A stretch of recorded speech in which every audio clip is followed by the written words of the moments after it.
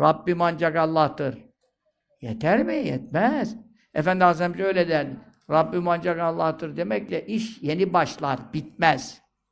Sen de zannetme ki la ilahe illallah Muhammedur Resulullah imanlı ölen cennete gider. Tamam da yetmez. Niye? İş yeni başladı. Rabbim Allah'tır deyince soracaksın, o Allah bana kitap göndermiş mi? Ya hiç karıştırmasak Hoca Efendi daha iyi olur ya bu işleri. Rabbim Allah, yat aşağı. Öyle yok işte. Karıştıracaksın.